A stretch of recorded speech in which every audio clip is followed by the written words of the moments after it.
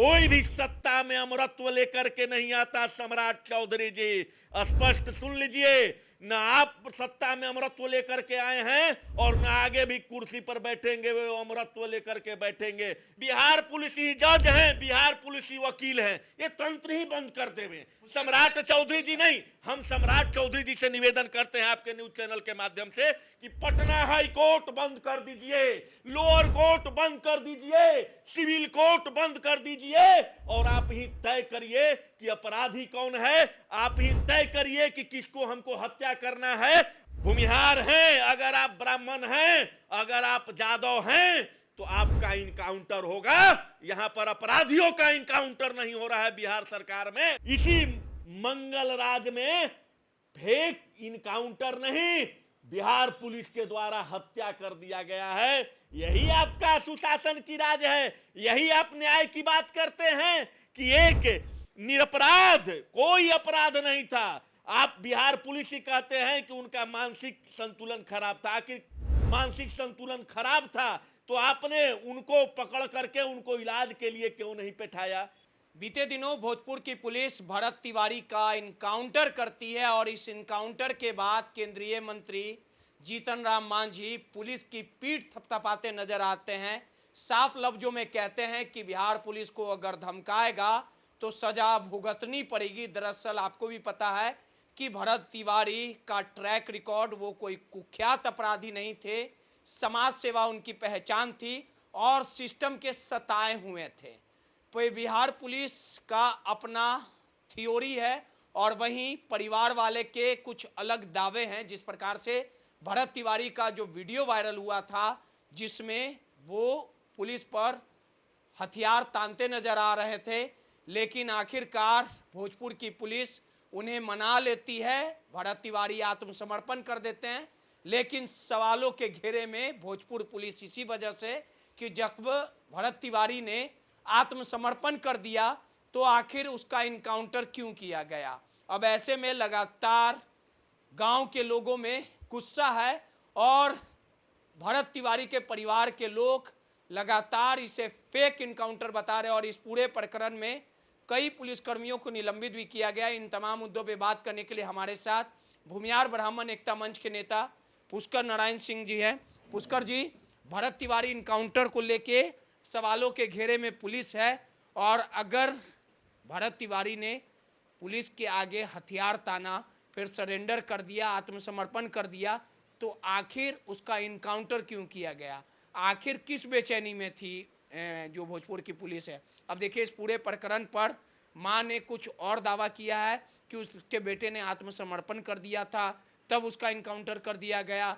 जीतन राम मांझी के कुछ अलग तर्क हैं। देखिए रोहित जी, भरत तिवारी जी का इनकाउंटर नहीं हुआ है, उनका हत्या कर दिया गया है। जो वीडियो वायरल है उसमें स्पष्ट तौर से दिख रहा है कि भरत तिवारी जी जो भी उनका अपना आर्गुमेंट था वो पुलिस के सामने आर्गुमेंट करते हैं और उसके बाद हथियार पुलिस के समक्ष फेंक देते हैं सामने।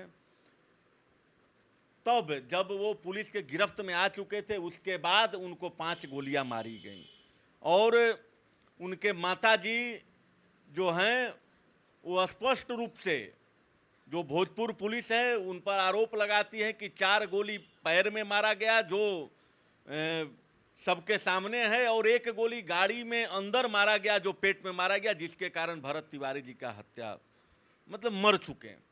यह बात तो बहुत बड़ा गंभीर है और इससे पूरे गांव में ही रोष नहीं है, पूरे बिहार में रोष है कि आप पुलिस हैं, आप माय लॉर्ड जज नहीं हैं कि किसी भी अपराधी जो है, और हम तो इनको अपराधी भी नहीं मानते, पुलिस आखिर कौन कौन से मामले में किसको इनकाउंटर कर सकता है जब वो कोई बड़ा हार्डकोर नक्सली हो, बड़ा अपराधी हो, जिस पर सैकड़ों गंभीर मामले चाहे हत्या, बलात्कार, अपहरण जैसे मामले दर्ज हों और पुलिस के सामने वो आत्मसमर्पण नहीं करता है और उस पर पुलिस जो है इनाम भी रखता है। तो वैसे तो कोई इनका ट्रैक रिकॉर्ड नहीं था और अगर वैसा कोई ट्रैक रिकॉर्ड है तो मैं पुलिस को बोलता हूं, बिहार पुलिस को आपके न्यूज चैनल के माध्यम से, कि वो प्रेस कॉन्फ्रेंस रखे और सारी बातों को रखे। लेकिन ऐसा तो बात नहीं और सरकार भी अपनी गलती मानी है कि भरत तिवारी जी के इनकाउंटर के टीम में जितने भी पदाधिकारी थे, पुलिस थे, उनको भरत तिवारी जी के इनकाउंटर, हम इनकाउंटर पुलिस कह रही है लेकिन हम उनको कहेंगे हत्या में उनको दोषी ठहराते हुए और उनको सस्पेंड कर दिया गया है। तो सस्पेंशन कोई कार्रवाई नहीं होता।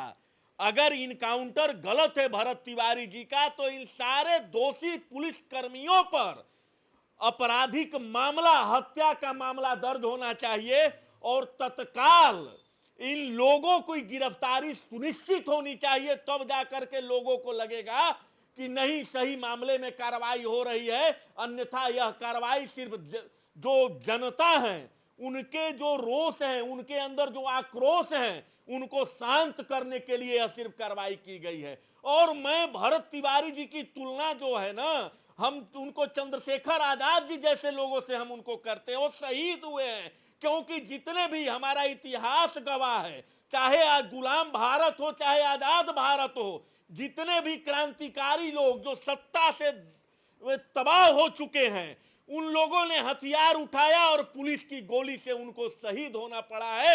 वही शहीद आज बिहार के भोजपुर में भरत तिवारी जी हुए हैं। मैं आपके न्यूज चैनल के माध्यम से उनको क्रांतिकारी सैल्यूट करता हूं और उनके माता पिता जी के चरणों में सादर प्रणाम करता हूं कि आपके घर से एक ऐसा युवा क्रांतिकारी जन्म लिया। यह पूरे बिहार के लिए एक कह सकते हैं कि गौरव की बात है। आज दिवंगत भरत तिवारी जी हम लोगों के बीच में नहीं है, लेकिन उन्होंने जो सीख हम लोगों को दे करके गया है वो सदा याद रहेगा और हमारे दिलों में भरत तिवारी जी हमेशा ऑलवेज हमारे दिलों में वो जिंदा रहेंगे। और ऐसी निकम्मी सरकार, ऐसी निठल्ली सरकार जो अपने आप को कहती है कि मैं ही बिहार में सुशासन राज स्थापित कर सकता हूं और पिछली सरकार जंगल राज थी और मैं मंगल राज लेकर के आया हूं, तो आखिर भरत तिवारी जी का इसी मंगल राज में फेक इनकाउंटर नहीं, बिहार पुलिस के द्वारा हत्या कर दिया गया है। यही आपका सुशासन की राज है।